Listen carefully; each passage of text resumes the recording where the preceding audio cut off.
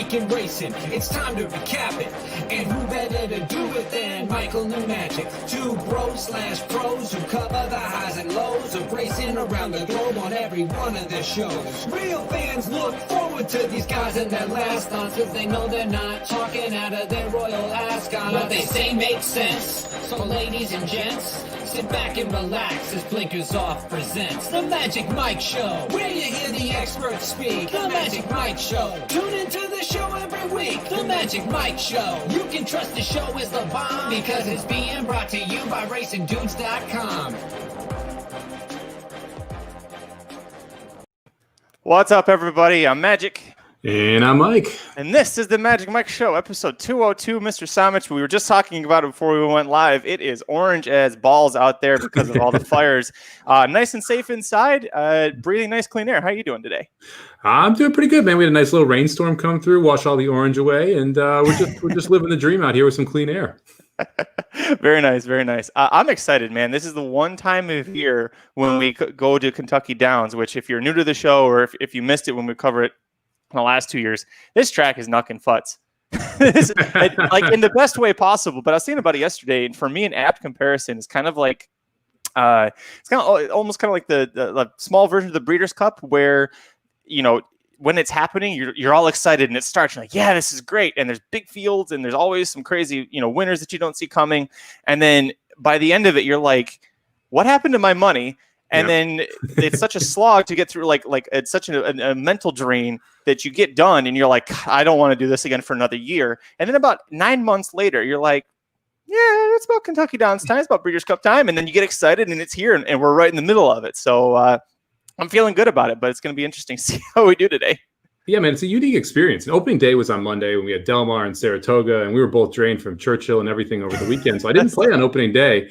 And then they came back on Wednesday. We had a grid out in the Sound Bombs, and luckily I hit the late pick five for about $5,000. So that right away, now I'm up for the meet. Like, that's the nice part. It's like a 6-day meet. So now it's just take your one swing at each of the sequences. And this is one of the few places where I don't recommend playing $5 tickets. These are hard enough to hit anyway. You got 14 horse fields on a funky ass turf course. Like, we're going uphill, we're going downhill. It's like a roller coaster at some parts of this freaking turf course. You've got this wide sweeping turn after this little tiny turn, and you have jockeys who really struggle the first time they go here. You have jockeys who absolutely crush it. I mean, you have like the Maker does really well here. You have Gaffalione and Beschizza and Leperoux who all do really well.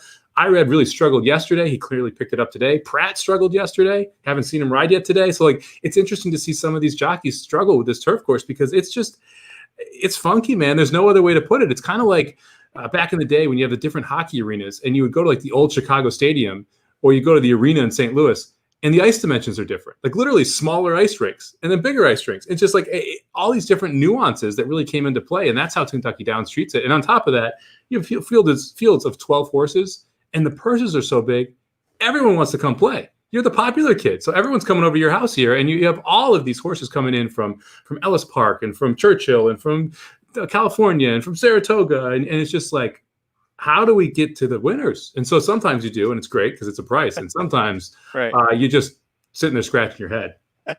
Yeah, it's been an interesting meet so far. It was fun. When I was handicapping this morning, I was sitting watching. I just had the races on in the background this morning and watching them and watching replays from that I would say Kentucky Downs. There's a horse for course angle that is almost second to none. If a horse likes it at Kentucky Downs, chances are when he comes back or she comes back, the horse is going to like it again.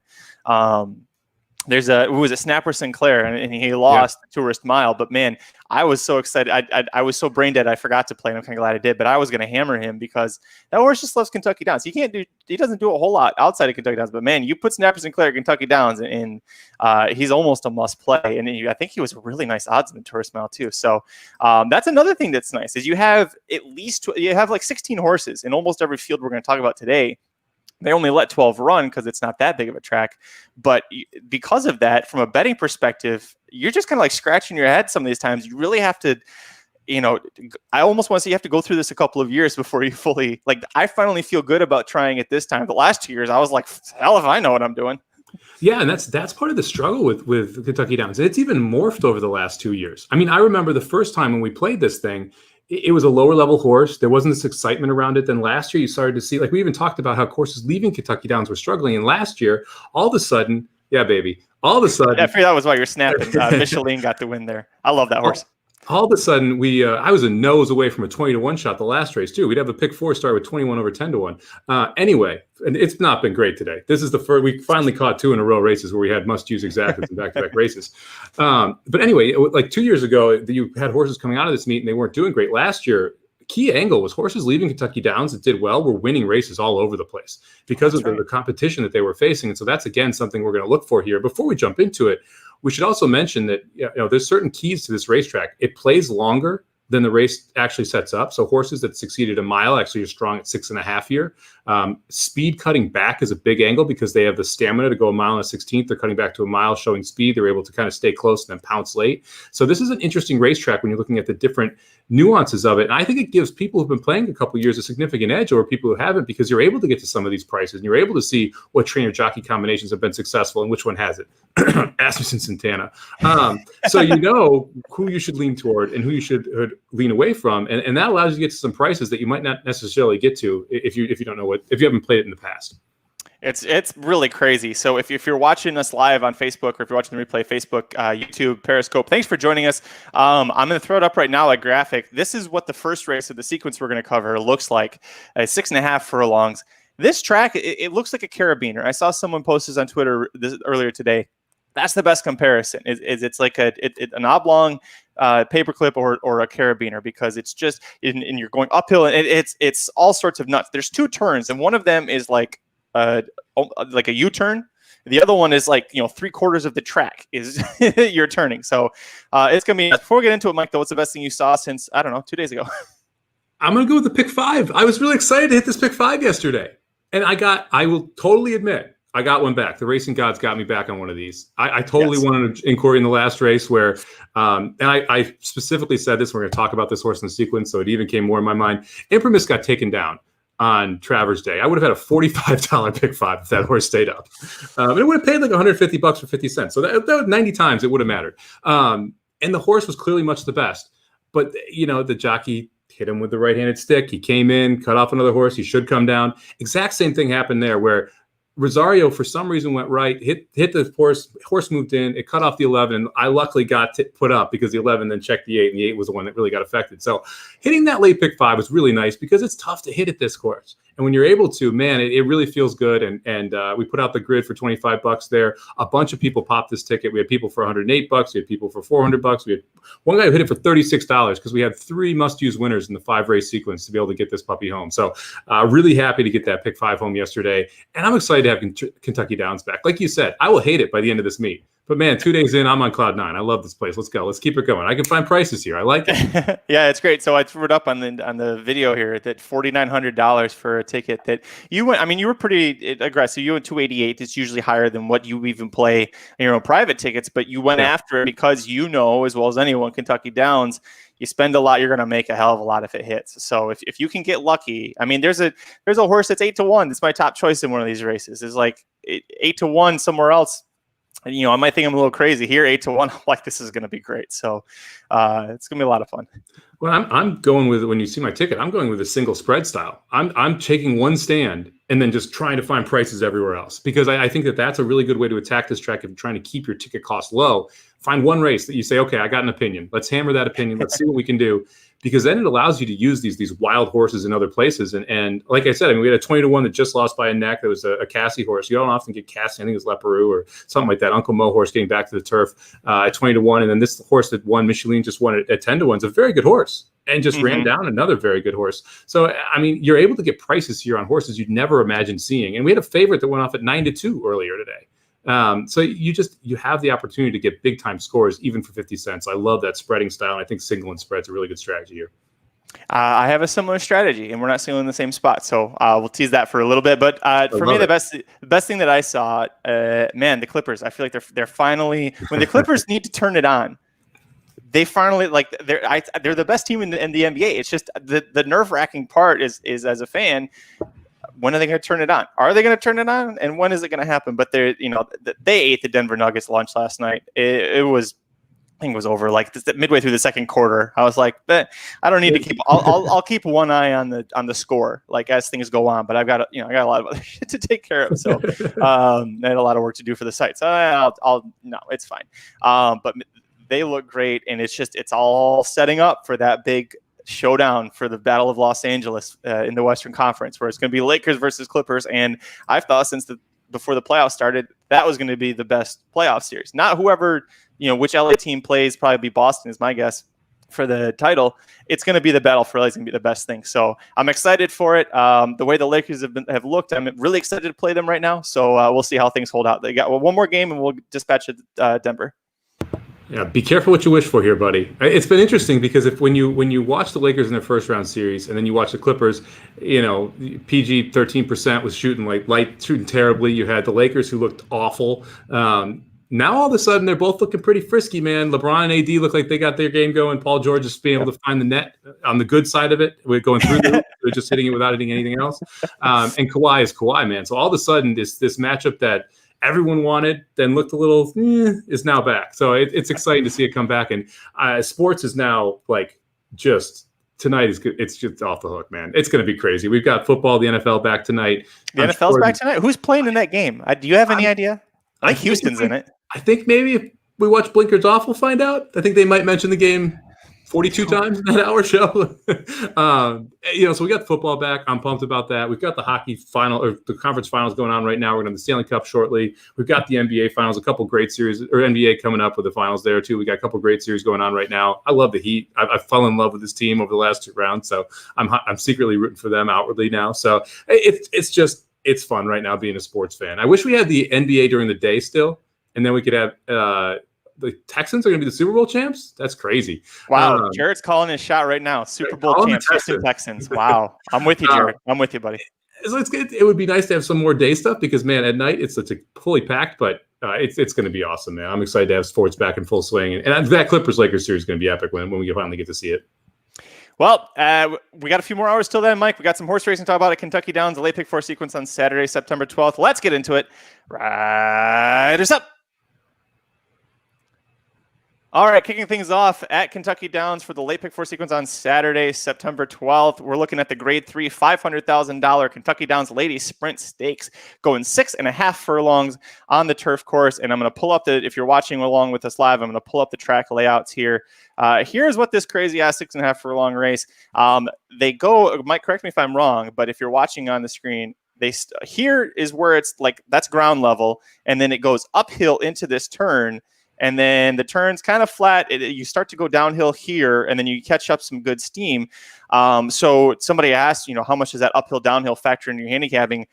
You said it, Mike. You got to look for horses that are going to want longer than what they're going to be going. 6.5 here is, that's 7.5 a mile at a normal track on a flat track. So we'll look at this Kentucky Downs Ladies Sprint Stakes. Your favorite is the 8 horse Got Stormy at 2-1. She has never sprinted in her life. The shortest she ever did was a 2-turn 7.5 furlong at Gulfstream Park in her debut. This is something Mark Cassie's trying here. I'm going to use her, but very defensively. It's more off the class than anything else. Yeah, man, this is a weird spot to find her to show up in, right? Like, I opened up the PPs, I cracked them open. I had no idea that she was in here. And I got to, and I just kind of paused. I texted you that she was going to be in. Well, that was before before the Derby. Sorry. Yeah, I don't read all your texts, and I don't remember those kind of things. Come on. I was shocked to find her name in here, like literally shocked. I'm like, God, Stormy's going to go 6.5 now. With everything that we've said about the additional distance, it kind of does make sense that she'd show up in this spot, and she does have early speed cutting back, which also makes sense and something I talked about. So much like you, I agreed. You kind of have to use her. She's a must-use for me, but she's a defensive must-use because I don't understand why she's here. Now, $500,000 is a pretty good reason, actually about $500,000 good reasons. So that could be the reason that we're seeing her here. But this is just not a normal spot that you've seen Cassie put her in. I'm a little concerned that her best days are behind her, but that 103 buyer in the 4-star day was great. However, Holiday took him wire to wire. Casa Creed ran 3rd due to the pace. She came in 2nd due to the pace. Are we sure that wasn't really just a pace-affected race where she was able to get the perfect trip and not able to get the job done against Holiday? So I don't think you're going to get 2-1. I think you're going to end up getting, 7-5, 6-5 on this horse. Yeah. And at Kentucky Downs, the last thing I want is anything with a 5 in it, unless it's 5-1 or 50-1 or 25 or 15. So because of that, I just can't say that I want to single her, and I actually want to try and beat her. So I ended up going 4 deep here. The other horse that I thought was really interesting was right to the outside, Into Mystic. When I actually was doing my Into Mischief pedigree deep dive, this is the horse that came up. I actually thought this horse was really interesting. This is a 4-year-old, took a nice little break, switched from the Jeff Mullins barn over to the Brandon Walsh barn. Brandon Walsh is 17% turf sprinting. I really like that first effort out with Talamo. Ran a career best buyer of 100. This is later in the 4-year-old season now. So you get second off a layoff, second into the 4-year-old, later 4-year-old season. I like the fact that she ran well on the soft turf last time as well.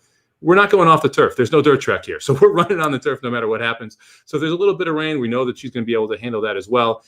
And I love that this is going to be one of those horses that has the speed, but also has the stamina. I mean, this horse won at 7 furlongs over the dirt at Keeneland and only has tried the turf twice. So I think there's more upside into Mystic too. So I like that 6-1 price, which I think might even float up a little bit. Yeah, I'm with you. I used her, and specifically, I was like, well, I don't know about the distance. And then what you said, Mike, that Keeneland maiden breaking effort on the dirt, going 7 furlongs. Well, okay, so she could handle that. And then I told myself, listen, in California, you're either going a mile or you're going 5.5 furlongs. There's no in between really that they do, especially because we don't have the downhill turf course back at Santa Anita yet. So I'm not going to hold it against her that her 2 turf tries were sprinting. I think that she's going to be able to handle it. When she was in the Monrovia, her last stop in California, she faced Jolie Olympica and Alexandra, and I don't care what what the distance is. If they're sprinting on the turf, those are 2 horses that I would always want to play. So she didn't embarrass herself there. That was a career best buyer, and then the 100 buyer, like you talked about, I like 2. The Santa Anita, that was firm. Ellis Park, it was a bog, man. There was some really soft ass turf there. So she can handle either one. So depending on what happens with the weather in the Bluegrass State, you could use her. So I definitely love this one. My top choice is the 7 Kariba, 8-1. If we get 8-1 on her, man, I'll throw some win money because I love the progression that she's shown. Christophe Clement is taking care of her very well. Everybody was talking about Clement we talked about Clement trailed off a little bit at Saratoga, but when he was hot, he had Kariba firing. She beat several horses that came back to win next out. Sweet By and By won her next race. The 4th place horse won a stakes race. The 5th place horse was Delika. Delika won a routing here on Monday. So really good back class just from that Caress Stakes. She was second going to Mile Gulfstream Park. It was a lower level allowance, but she's handled distance enough to make me think that she can handle it. And you talked about Irad. He didn't have a great start. He was 0 for 5 on the first day, but he's Irad Ortiz Jr. and he's on the turf. You all got to assume he's going to figure things out. So I also like the fact that he chose to ride here instead of on Kamari. And we haven't talked about her yet, but the 11-horse Kamari, I handicap this way, assuming that she is going to scratch because she's cross-entered in a Music City Stakes on Sunday, which is restricted to 3-year-old fillies. So because she's either going to face older horses going for $500,000, or she's going to face her own kind, which she's beaten the piss out of multiple times for $400,000, I would assume that's the way she's going to go. And Irad is named to ride her on Sunday. So that's the reason I bring up the fact that Irad chose to ride here for Clement over Kamari with the Wesley Ward horse. So I know you used the 7 as well. Yeah, I did. And I did not use the 11 as well because you told me she was scratched. So I did read that text from you. And I did use that information wisely and just cleave her off my ticket completely. So if she's in, then we're going to have a little chat later. I did use the 7. I thought Kariba made a lot of sense here. I like the progression. I like the improvement 4 times on the turf. I like the improvement going from the McLaughlin over to the Clement barn. We're getting 3rd off a layoff here. This horse should have no issue with the added distance, which I think is a big plus. And there's quite a bit of speed in this race. I think you've got multiple horses, including Got Stormy and Domestic, who are going to want to go toward the front. And Kariba is one of those horses that's going to be able to sit in that second flight. The only jockey I've seen successfully close from deep on this course is Joel Rosario. Everyone else has been coming from either the front or mid-pack over the first couple of days. If that trend continues, this is a horse, Kariba, that's going to sit in a great spot. So I do like kind of where the 7 is sitting here. I'm going to use one other horse. It's more of a bomb. It's a little bit of a step out, but I am interested in Change of Control, the 5-horse at 15-1. CJ Hernandez takes this mount. It's the 3rd time on this horse. Completely scratch out the last race. Last time out, the race was taken off the turf at Churchill Downs, ran over a muddy track. The horse didn't run poorly, but it was nothing like the 2 previous efforts that it had run turf sprinting. Here's why I like this horse. It seems like it's rounding back into form after a long layoff between early in its 4-year-old campaign and middle of the 4-year-old campaign. We have a 92 buyer late as a 3-year-old. If we project out that, 100 buyers not out of the realm of possibility for second off a layoff late in the 4-year-old season. And again, this horse is going to sit that trip, has good closing kick. And if it can handle Kentucky Downs, I think this horse could get up at a big number, if not for the win, at least underneath.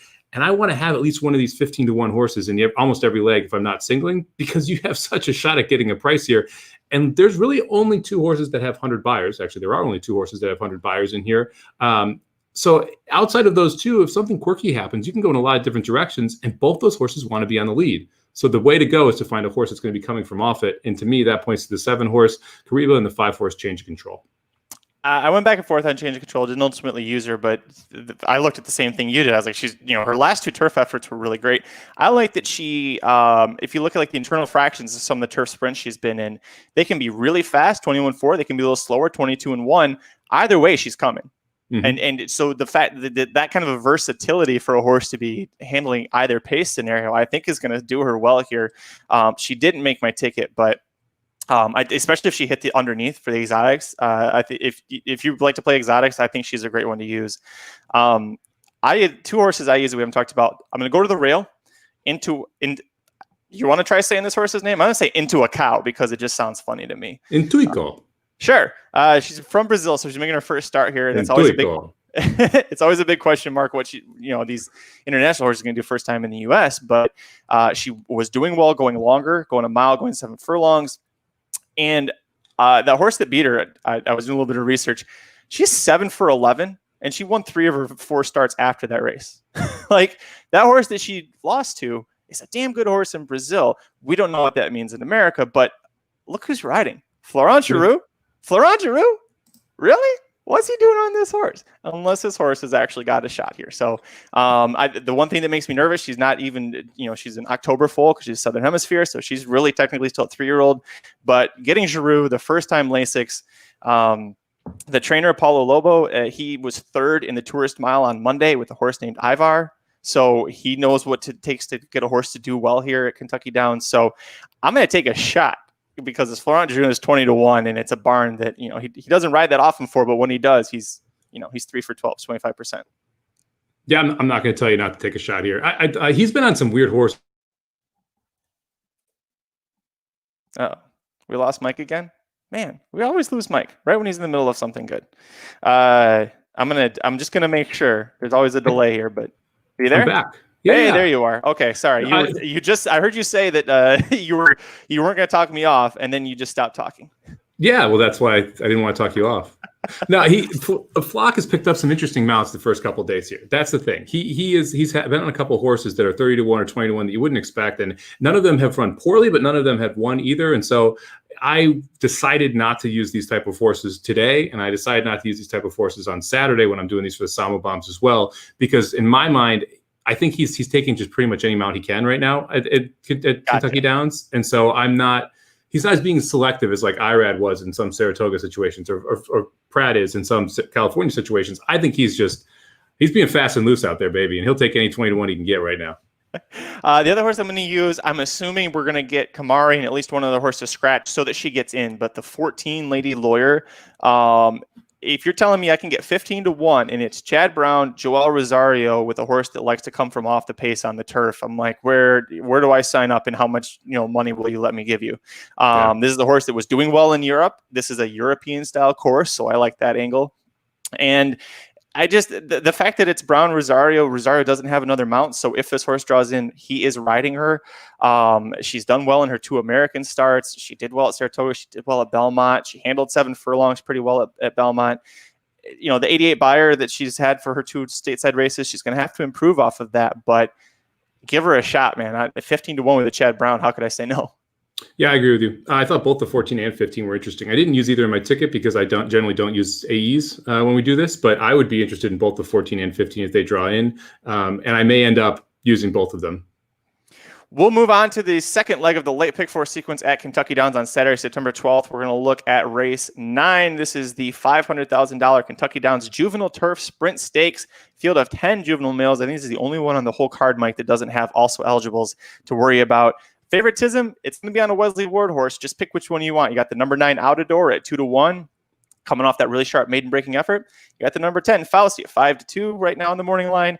He has done nothing wrong other than face Golden Pal, who is Wesley Ward's best 2-year-old bar none right now. So I know you're singling here, so I'll let you take it away. Give me that 9, baby. I'm going to go with Outdoor. I think that these are the top 2 horses, and I sat here for a while. I was thinking about going 4 deep. I was thinking about going 2 deep, and I decided to just take a stand. I talked earlier about how I think that it's important to try and single somewhere in the sequence, or to at least trim down the legs so that you can go deep in other legs. And this sets me up to be able to go 4 by 1 by 5 by 5. So I have a ton of coverage everywhere else. Look, that Outdoor effort, first off, the workout reports going into it were absolutely wonderful for this horse. On top of that, Outwork is a sire that I've talked about before that I like. It's an Uncle Mo horse. It should be good turf or dirt. Obviously, it did very well here first out on the turf. Also an ultra professional move here from this horse. It was able to sit behind the pace, go outside, be able to track and go forward. It absolutely loved the distance. I don't think there's going to be any issue there. Outwork was a Derby contender horse. Should have no problem with the distance. Ward's really high on this horse. Ortiz jumps aboard again. I like everything here. I think you're going to have a nice pace set up in front. I think you're going to have other horses that can't really pass anyone, that have to go to the lead. And I like the fact that we've seen Outdoor be able to set up and then pounce before in its maiden breaking start. I think that's what he's going to do again right here. So for me, this is an aggressive single in my mind. Like I said, I originally was considering going 4 deep here. So for me, I think this is an aggressive single, but I do think it's the way to try and really balloon the overall price of this ticket and give me the coverage both in the last race and the next 2 races that I really want.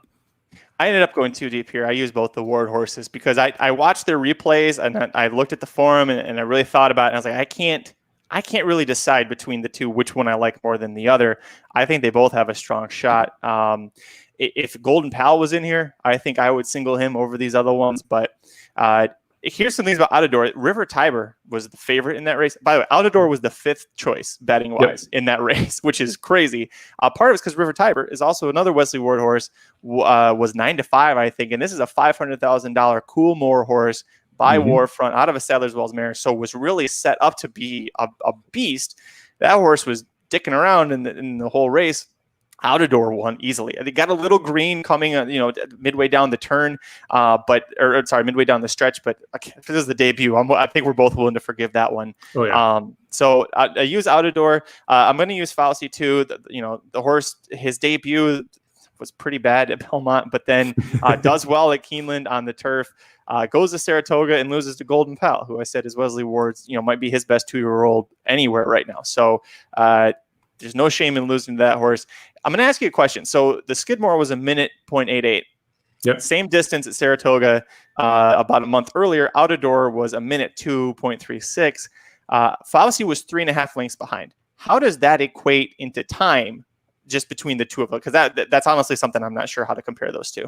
Well, each length is about a fifth of a second. So I would say Fauci probably ran that in about 1 minute, 1 second. And what was that? About 3/5. Okay. Now, the track variant was different on that day. So the track variant on the day that Fauci ran was a 5. And the track variant on the day that Outdoor ran was a 10. So the track was playing significantly slower the day Outdoor ran than Fauci ran. And that track variant you can find after the weight, it says their odds. And then after the odds, it says 90-10 for Outdoor. If you're looking at past performance, the 10 is the track variant. A 0 means track records were being set that day. And the higher that number, the slower the track was. So that's why I don't necessarily compare dead on track to track, because you do have track variant times and how other horses were running. So you kind of have to take everything with a grain of salt in that sense. That's fine. I wasn't trying to say the one's faster than I really was. So thanks for explaining it. Outdoor too was geared down. He was. I read that his thing was when he's at the lead, he rides until the 16th pole, and when he knows he's safe at the 16th, then he'll wrap up the horse, which I think is a really great just technique of handling these young horses. So we both like the 9 and the 10. Real quick, you said you were considering going 4 deep. I assume you were looking at Fauci. Who are the other 2 that you considered? So I thought Bodenheimer was interesting, the 6 horse. The last race was on dirt. It was an 80K stakes race. It won the race, but didn't run as well in Prairie Meadows. If you go back to that 5-furlong turf sprint at Canterbury, I mean, it blew him out of the water and ran an 82 buyer first out. It's the best buyer in the field, 6-1. I think that's worthwhile to take a look at. I don't love the sire price. The connections are a little weaker for this type of track, but the fact that they're bringing this horse into this track tells you pretty much everything you need to know about what they think of it. And the workouts are very, very good at Canterbury as well. I mean, you have 2 46s on the page. So horse is lightning quick. It's one of those reasons why I think it's going to set up for the 9. There's a ton of pace in here. Other horse I thought was interesting was a 5 Boss Bear. Me too. I mean, look, the horse takes money. It's bet down to about 5-1 against Nutsy, who ran a stakes race over the weekend. Steadied badly at the break. end up losing by 15. Irad Ortiz rode the horse, and they wheel it back in the stakes race. Like horse did nothing in his debut, and they go now to a stakes. Yeah, I ran more than that horse did in its debut, and they're running it back in this spot, and it just. They must have a lot of faith in the horse. And the fact that Irad ran it first out, it took money at Saratoga, and now you get Saez up, and it's 20-1. It's going to go off bigger than 20-1. If I was deciding to go short in that first race, if I wanted to go 8-9 and then cut it down, going 4 deep here, I think using that 5 makes sense.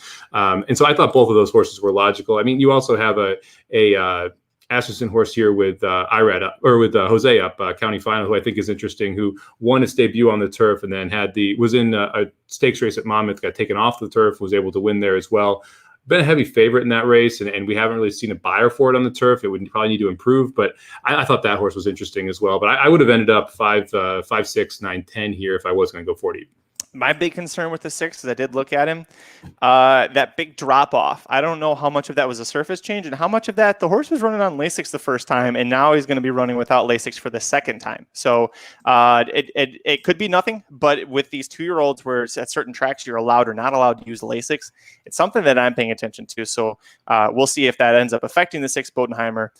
In the meantime, Mike, we're going to move on to the biggest purse of the day. This is the Grade 3 $1 million Calumet Farm Kentucky Turf Cup. Favoritism is on the defending champion. You know him, you love him. The number 10 Zulu Alpha is 7-5. I do not love him. 7-5 on the morning line. And if you're watching the video here, here's the finish line. The starting line is right here. It's underneath the R. So they got to go all the way down that stretch into the hairpin turn, around that big sweeping turn, and then down that stretch again.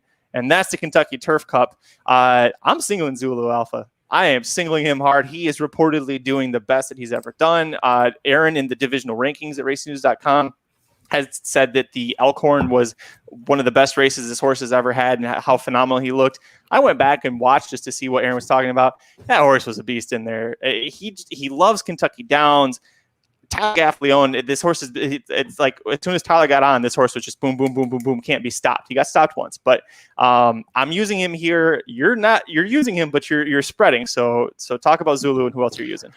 Yeah, I mean, I just this horse just always wins by just enough. It's one of those favorites I hate because I don't think it should be even money. I don't think it should be 7-5. It consistently is, and it either gets the job done or just misses. It's benefited from 2 epic trips in the last 3 races. I mean, the I don't know, 3 back, the race at Gulfstream, God, pretty much it just tripped out so heavily. The Pegasus World Cup tripped out so heavily. Yes, you know, so I mean. And those are 106 and 107 buyers. The 2 races after were 98 and 99. The last race, the Elkhorn, the 99 buyer is not actually what the horse ran. The horse it didn't need to run fully to be able to win. So you didn't get a full idea of how good the horse is. Look, I'm not going to let Zulu Alpha beat me, but this is a classic defensive use to me. Yeah, probably the best horse in the race, but we're going 1.5 miles. We're on a funky turf course where other horses have had success, have run close to the same buyers, and have a shot at beating this horse. The last thing I want to do is suck down a short price.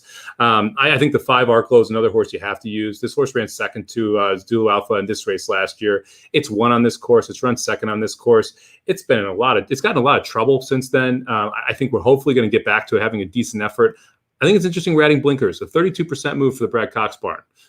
So they're clearly trying to have this horse play a little bit closer to the pace. I think that's probably going to be helpful in this spot. So I am interested in Arklow in this spot. That's going to be the second horse I use. And then I'm just going to go spread city, man. I'm going to take some swings here on horses that I think have a chance to improve, including the 6 Postulation. Postulation, there it is. It's not even close. Who ran second to Zulu Alpha in the Elkhorn. I think this is your logical pace setter here if it wants it. And Leparoux on the front on this course, I'm going to take it 8-1 every time. I think he's dangerous enough, considering that I do believe he's going to be on the pace. Let's talk about standard deviation a little bit. 12-1, 11 horse, Grand Motion Barn, Velasquez, another horse that's adding blinkers, 24% with a 397 ROI. It's a 4-year-old, third off a layoff that they thought very highly of last year, running in multiple Grade 1 stakes, including the Belmont Derby. This horse has done nothing wrong. It ran against Aquaphobia last time and just didn't run very well. That was the one trip that I'm not happy about. But if you look 2 back, it ran a 96 buyer. It was facing Dot Matrix and Brett, Sadler's Joy. I mean, these are very good horses this horse has been facing. I think the distance should suit this horse, being a curling horse. And I think that it's interesting that Velasquez gets back aboard this horse for the 4th time. I think it's logical this takes a decent step forward here, third off a layoff, and enjoys the course. And if that's what we get, Standard deviation is awfully dangerous. You get every bit of that 12-1 price. This is the one horse I really thought about could possibly pull the upset over Zulu Alpha. Velasquez and Motion they've been a great combination. Their percentages slipped a little bit, it's 19%, but that's still a really nice ROI, and they've been continuing to get prices home. And yeah, if you're willing to forgive the United Nations, this horse is a logical use here. It's something I don't remember what happened. He maybe just didn't run that day. It's Monmouth. Horse get a little funky there, so. Standard, I'm not going to hate you for that one. I can't get over the fact Mike Maker is the winningest trainer in Kentucky Downs history. He's won this race 4 of the last 5 years, including last year with Zulu Alpha. The one time he didn't is when Zulu Alpha got beat. So, right? Isn't that what happened in that race? Zulu Alpha no, he wasn't in that race, but Arklow won it. I'm sure Maker had somebody in that. I just don't. I just can't get away from it. Tyler Gaffleone's been balls hot fire. Like, it's just crazy how good he's been at Kentucky Downs. So, if you're listen, this is the race to try and beat the favorite, because he's going to be even, if not sub even money. So if you're looking to really cash, maybe do one ticket where you go lighter in some legs and just try and spread like crazy here and see if you can get a price home, because you're going to get value no matter who wins if it's not the 10 Zulu Alpha.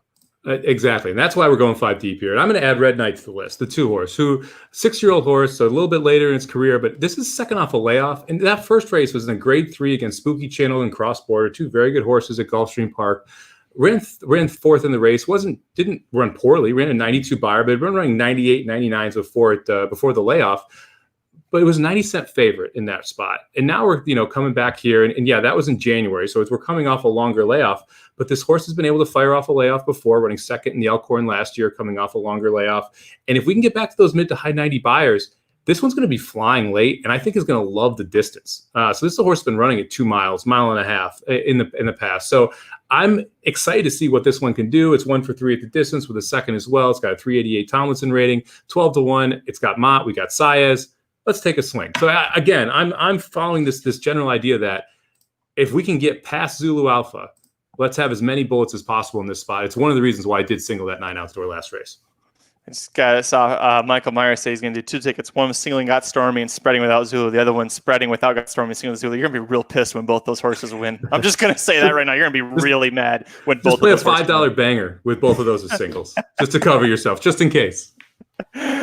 All right, Mike, we're going to move on to the 4th and final leg of the late pick 4 sequence at Kentucky Downs on Saturday, September 12th. Race 11 on the card. This is the grade 3 $700,000 Runhappy Turf Sprint Stakes. This is a Breeders' Cup win, and you're in for the Turf Sprint. Going 6 furlongs. So if you're watching live, that's going to start right about in the middle of this top part of the corner, right here where my mouse is at. Favoritism is on the number 4, Totally Boss. He's only 9-2, which shows you just how deep and useful this field could be for if you're looking for value. He's trying to be the second horse ever to repeat win back-to-back editions of this race. Hold the Salt was the first one to do it. I was going to ask you, but I had a feeling you're maybe not the best historian, so I figured it would just be mean to put you on the spot here. Where are you going on top? I thought this was a fun one, man. I love turf sprints too, and this is 6 instead of 6.5, which I think is awfully interesting. We haven't had many of these 6.5 or 6 furlong races versus the 6.5. So this is a unique distance here, but it's still one that I'm looking at horses that can go a little bit longer. We got a lot of horses coming out of here. And last time we were live, I said Leinster was the number 1 turf sprinter in the world. We had a live show there when we were doing that Keeneland race. It was a Shakertown. Totally Boss ran second. Those were my 2 must-use in that race. I can't turn away from Totally Boss in this spot. I think this racetrack fits the horse well. He's run a 101 buyer, 1 for 1 here, and maybe even won this race. So now that I'm looking at this, 1 for 1 here. Yeah, he won this race last year. And that 101 buyer is good enough to repeat. He's definitely in form as a 5-year-old coming out of the Shakerton off that 100 buyer. Beat Bound for Nowhere last time. Leinster was the only one who beat him by a head, and it was a close finish there. So I think you got to use the 4 Totally Boss. My other must-use here is the 7. Imprimis owes me one, man. If Ortiz didn't go with that right stick, we would have cashed that ticket on Travers Day. And Imprimis was a dominant horse that day. You knew that horse was going to win the whole time. He looked loaded, and you're giving me 8-1 back on him? You got to be kidding me. Yeah, so I'm going to start with the 4 and the 9 here. I'm going 5 deep, but I like both of those too, and I will bet if you give me 8-1 Imprimis, I'm throwing something running down. with both hands, right? Yeah, I got strong hands coming in. So I went all. I got a $60 ticket. I went 5 by 2 by 1 by all. I'm assuming we're not going to get all 12 in here because there's 4 also eligibles. I don't know what's going to happen. I think that this race, because it's a crazy Turf Sprint that starts at the top of a big sweeping turn. Something crazy is going to happen here, and I'm really hoping that you get a price. I'm not saying it's going to be the one Renaissance Frolic, who should probably be 120 to 1 when the gates fly open, but stranger things have happened. It is Safi Joseph Jr. If I had to make a top pick, Totally Boss would be there. I also really love the 3 Front Run the Fed. Again, you got a Chad Brown horse that's on the turf.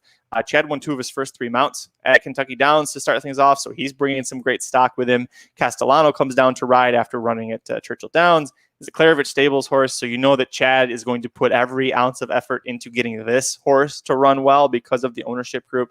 You're going to be coming from out, but I'm hoping that because he's drawn on the 3 spot, he can save ground throughout the turn. It's just going to matter of can Castellano navigate through the traffic. He's got plenty of practice at it. He's Sadler's Joy's normal jockey, so he's used to just having to bob and weave, the entire length of the stretch. And luckily, he's got a long stretch to do it here. Did the 3 make your ticket? I just did. Let's add them. I'll go 6 deep here. I got a little bit of extra money to spend, so we're going to add the 3. You said that I wasn't going to affect you this time. No, you weren't going to double my ticket cost. I was sticking with my single this time. But yeah, let's go ahead and add the 3 because I'll be pissed if that's the reason I lose. And again, this goes back to what we talked about. This horse has been really successful going 7 furlongs in a mile. This distance should really hit this horse right between the eyes. So let's include the 4-year-old front run the Fed. My next up horse was actually the 6 horse Kenthaka. I was going to say, you've got to use this horse. I don't know how you don't. I mean, this is a 5-year-old. Look at the sire. We love us some Jimmy Creed. 17% first time out turf, one of those angles that we've talked about before. Only tried turf once before this long layoff, and that was in the Daytona where it went down to Eddie Haskell, who, by the way, really good turf sprinter, comes back, runs in the grade 1 Jaipur right out of it, and misses by Ostralinka to a neck. What do you think, Ostralinka, Magic? No, that was my favorite. Or Alexandra.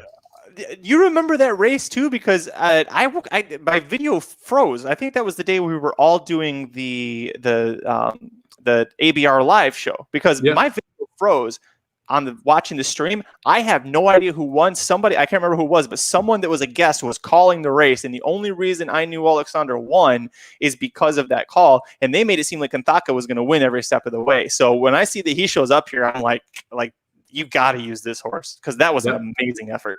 Yeah, that was Belmont Day, and this horse ran its eyeballs out. Especially first off a long layoff like that. So when you're coming off over a year layoff and you're able to run that well, first off, great job by Grand Motion, but it also shows this horse wanted turf all the time. I mean, that's a career best buyer off that layoff. Now we got another little bit of layoff here, so I'm not worried about the bounce. Right. I'm excited to see what this horse can do. I think it's got every shot at winning here. I think 5 to 1's a square price on it. I think you got to use Bound for Nowhere all the way on the outside, especially because of that race 3 back. I mean, even the last race was very good. Again, this is going to be a turf sprint with a ton of speed, so I'm a little worried that the 6 furlongs is going to be a little bit too long for it, considering it's a little longer distance. But is run a 101 buyer here winning, going a mile in Taurus Mile last year. Used that horse. Remember, that was, I think, a single for me. But that was at $180. We're getting a much better price at 5 to 1 here today. Coming off a layoff, not really that concerned about it. The factor, love him on the turf. So I think Bound for Nowhere is kind of a logical choice as well. Is there anyone that stuck out to you, even though you hit the all button, before I talk about my last horse here? Not the last. You've pretty much touched on it. I'm running through it. God, I wouldn't use him if I wasn't going all, but I think you've got to at least give some credence to Archer Dust, the 11 horse. And this is Asmussen Santana, and neither one of those people on their own. I like to play turf when they get together. I don't know, but I'll head to Asmussen. From his first 10 runners, 5 of them hit the board. He doesn't have a win yet, but that's a better showing. If you told me he's going to be 50% on the board through 10 starts, I was like, for Asmussen, that's really impressive. This horse is one of those former Navarro rescues that actually kept doing well afterwards. And you brought up a great point, is that the Navarro horses to be scared of were the ones that had no form until they got to him and then suddenly ballooned. Those were the ones you didn't want to play back. This horse was doing really well pretty much from the word go. It took him a little bit of time to get into form, but as soon as he tried turf, he's been 4 out of 6 on the turf. I just wish I don't know. I don't love the people, the humans that are involved with him right this moment. Yeah, our boy Geist Paddle sent me some Kentucky Downs stats. Asmussen Santana coming into this meet, 2 for 32 with a negative 78% ROI. That sounds about right. See, that sounds right. Not 50% on the board. That sounds correct. Well, and Santana. So I had my whole Asmussen thing. I'm kind of turning over to maybe Santana sucks on the turf because of all the because I played him a couple times at Saratoga and he was really bad in a couple of those rides. I was like, what are you doing? You have speed. Get in the race. Don't sit back. Mm-hmm. You don't have speed. Why you do And now I see these stats here. And then, Asmussen today got his first win. Guess who was on it? Rosario. Ran a good race yesterday. Guess who was on it? Ortiz. So I am starting to think that maybe the turf problem is not Steve Asmussen. It's the rider that he uses on a lot of his turf horses. So you'll note that Santana did not ride him in either of those rides. And now he's getting aboard. So I'm going to, until Santana wins a race with Asmussen, I am not going to play them on any ticket at Kentucky Downs. I'm going to auto chuck that combination. In Ricardo's defense, he was on Got Stormy when she won the 4-Star Dave last year because Gaffleone had already committed to somebody.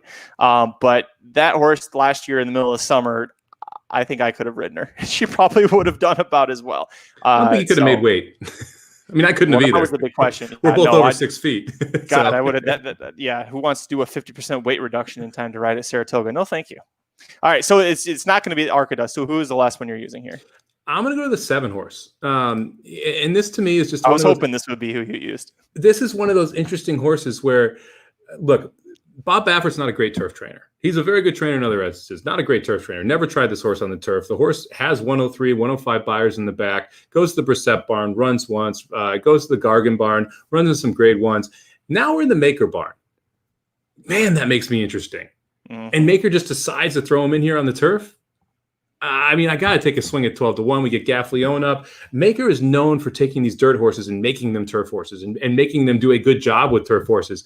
And exactly. And when you have Maker just randomly throw a horse in there and you're like, what is this horse doing in here? Look, if it runs a 103 buyer, it's the best horse in the field. Yep. And I'm getting 12-1 and Maker thinks it's a good turf horse. Let's rock. Let's go. And look who's riding. The jockey that's been killing it so far at this meet, Gaffleone. Bodemeister, 11% first-time turf. That's not terrible. He's got one half-sibling that's won on turf. The other ones didn't handle it. The fact that he's not going to be the first one in his family to try the turf and succeed on it is a good sign. I'm totally with you, man. This is one of those ones that makes you go, like Dennis said, what the bleep is this horse doing in here? And then you think about who's riding and who's training, and you go, well, is it really that crazy? I think it's definitely worth a shot. And you're getting a very square price on this horse. And that's the thing. I mean, like I said, I had this single earlier, so it allows me to spread like crazy. And that gives you a shot to use horses like this. If I'm too deep here, American Anthem's a really hard horse to get to. But since I'm going 6 deep, I mean, leaving this horse off seems kind of screwy to me. So I think that 12-1 is a nice price. I think you're going to get added value in the exotics because this horse has literally never tried turf.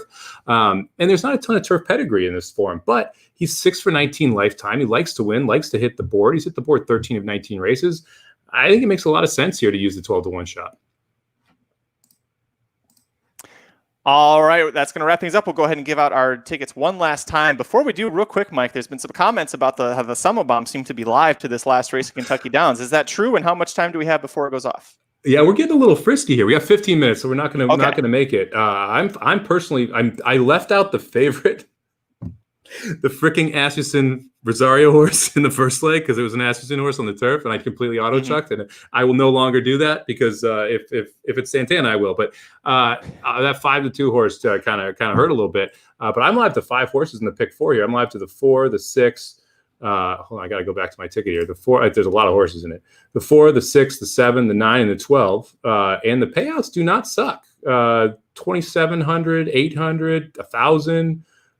600. So yeah, we'll take it any of these home. It pays for the day, that's for sure. And hopefully some people added the favorite in the first leg and they're live to the pick 5 here because it's some big numbers. I mean, we're 117,000 to the 8 horse in one case. So it was nice because we had a top pick winners in 2 of the 3 races. We just missed a 20-1 shot in the second race too. So hopefully we got some people live and we can get some money here and roll it into tomorrow at Gulfstream where we're going with the bombs and then back to Kentucky Downs Saturday and Sunday.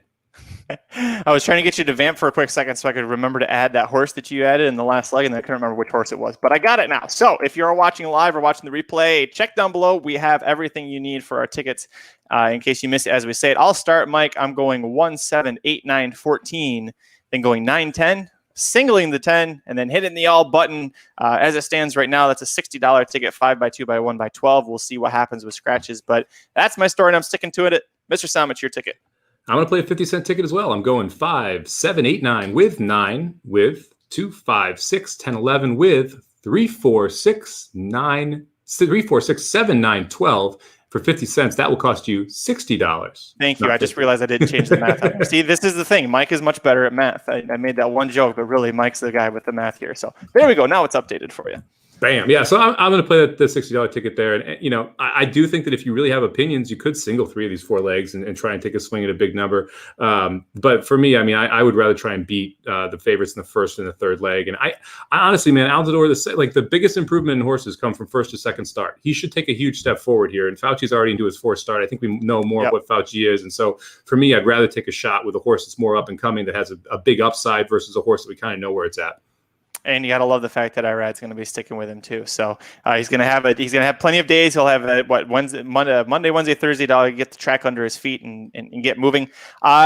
Make sure you go to racenews.com. I have the preview for the Runhappy Turf Sprint is up there right now. Also this weekend, I'm so sad Kentucky Downs supersedes it, but man, it's Queen's Plate weekend. The Queen's Plate at Woodbine, the $1 million, basically the Canadian version of the Kentucky Derby. It's for Canadian breds, is this weekend. So that preview is up at racenews.com as well. That horse, when we were talking about it live, Mike, during the Woodbine Oaks, Mervilou was closing pretty well. Curlin's Voyage was my top pick. She won the Woodbine Oaks, and you said you wanted to take Mervilou playing back. If that's the case, you're getting 10-1 on her on the morning line versus 5-2 on Curlin's Voyage. So definite price discrepancy. So if that's something you're interested in doing, go to racing.com. You can check out that full race preview. I'm excited. We got Kentucky Downs, we got Woodbine, and there's no California, and there's no New York, and I can just for a second, for at least one weekend. Yeah, you're not going to be absolutely swamped with recaps. I mean, I can't even imagine your life last weekend. I mean, essentially 4 straight days of just bombardment of stakes races, which, I mean, as a horse racing person, I loved. As a recapper, you probably dreaded. And so, yeah, I can't imagine how much you had to get through there. But it's this is a great day from Woodbine. I highly recommend playing Woodbine if you haven't played it before. You got those 20-cent pick 4s and pick 5s. So it's a lot of fun to play for a small amount as a secondary track. One of the reasons why we covered Kentucky Downs today is a 14% takeout on all their pick 4s and pick 5s. So it's one of those industry low takeouts with massive fields that creates big purses, big payouts. I mean, if you look at the pick 4 and pick 5 prices right now, it's some numbers. So hopefully we can get some of those home. So it's one of the reasons why we like to support this track. Sam Houston's another track I like to support at 12%. So I'm sure we'll run up there. And man, you buried the lead. You didn't even talk about what you said you were going to talk about on Twitter. I know. Well, you pissed me off because you stole it. So if you guys remember Santa Anita and Golden Gate Fields, when they were both playing at the same time, they had this thing called the Golden Hour Daily Double, which was the last race at Santa Anita into the last race at Golden Gate, and you played that, and I think it was $5. There was a I think 10% takeout, something really low. And it was great. It was one of those things where you got to put a lot of money into it, but because that low takeout is very lucrative, well, it worked out so well for them. They're now doing a golden pick 4. I don't know if they're still calling it golden 2 hours, whatever. Just don't call it a golden shower. It is a $1 minimum with a 14% takeout, and is the second to last Santa Anita, second to last Golden Gate, last at Santa Anita, last at Golden Gate. They'll be doing that. So that's really exciting. So I would look for that to show up in the Magic Mike show thing, because we talked about the Golden Hour before when it was just 2 races. Now that it's 4, I mean, Golden Gate's kind of your track. I think it is a sneaky good track to find prices, because I think people mishandicap synthetic racing often. So I definitely think it's Mike, come back. I see you. He's back. Okay. Look, I love the idea of this, because I think Golden Gate is a great track to find prices at. The synthetic, really, people mishandicap it. It's like when races come off the turf, people mishandicap it. You have horses that are massive prices that shouldn't be. And it's a little bit lower level, which I think people struggle with often too, because you look at the last couple races, and a lot of time you got to dig a little bit through the past performances, the lower level of who can run a winning race. And a lot of times you can get that 10-1, 20-1 shot who has a winning race, but it's 8 races deep. And it just has to repop to that race, versus the favorite has been running, a little bit worse than that race twice in a row. And so people gravitate toward the more consistent horse. So, and the $1 denomination will also make a difference, because this will get, $100K to $150K in the pool. And that $1 denomination will really hurt some people from spreading out. So if you're able to hone in single horses and then kind of spread around those, I think you can get a good number home for a $50, $60 ticket. I also, there's two things I forgot. Well, that was one, and you made me mad because you brought it up on Twitter before I could. I thought I was going to spring it on you. I didn't expect you to be, paying attention to what was going on. The other thing I was going to add, and we'll just throw it on real quick here at the end. We got this great question from Scott.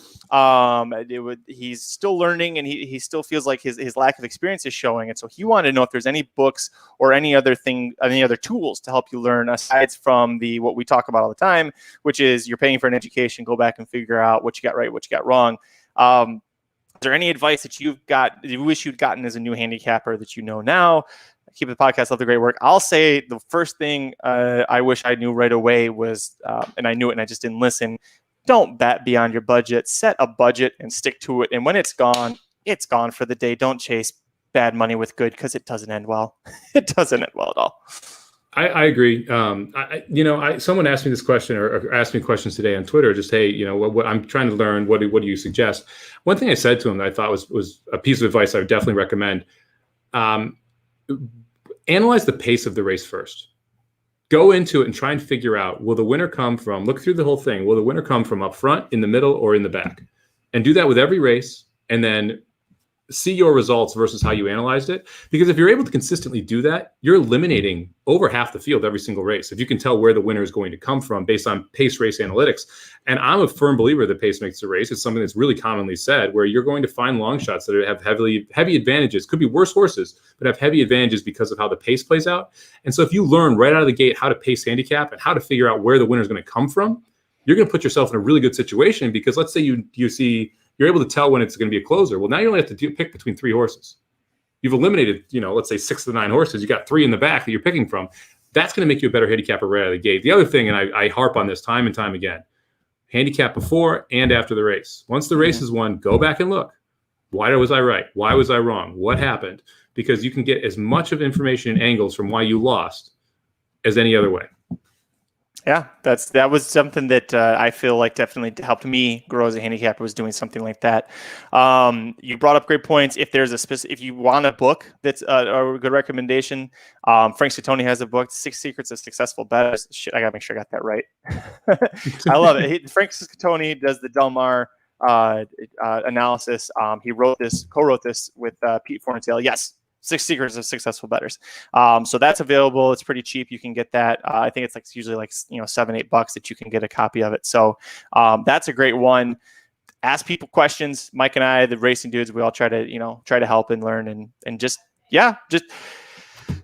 figure out something that's working for you. And there's a million ways you can learn. Just try and go with the ways that aren't as expensive, but just try that. Really, just try. Yep, I agree. And that's I would also recommend, you've talked about this, don't bet every time. Just do it for practice. Go over cards, decide where you want. And I would also say focus on one circuit. It's really hard to get good everywhere. Focus on one place and just try and attack that one circuit. Because if you try and handicap New York and then you're handicapping California, and then you're going to have so many angles on top of angles and trainers on top of trainers and jockeys on top of jockeys. It's tough, man. It's tough to jump from place to place. I struggle with it sometimes. And so for someone starting out, trying to go from track to track to track, it's a big ask. So we won't get to it on this show, but there was a common theme with a lot of questions we got for episode 200 that people submitted that we will get to, I promise. A big thing people were looking for was, what's one angle that you really like? What's one thing? So that's something we'll definitely touch on again in the future. But we're out of time for this one. So I want to say thank you to everybody who's watched live with us. At one point, we were at almost 70 views for this thing, which I thought my computer was broken when I kept seeing that number. No, we really had almost 70 people watching. Thank you for listening, for downloading, for all of your support. We appreciate you guys. Until next time, I'm Magic. And I'm Mike. We'll see you guys next time. God damn it. One of these times, Mike, I swear, I'm going to have things ready to go. Yeah, I did it once. I don't believe you. The Magic Mike Show, where you hear the experts speak. The Magic Mike Show. Tune into the show every week. The Magic Mike Show. You can trust the show is the bomb because it's being brought to you by RacingDudes.com.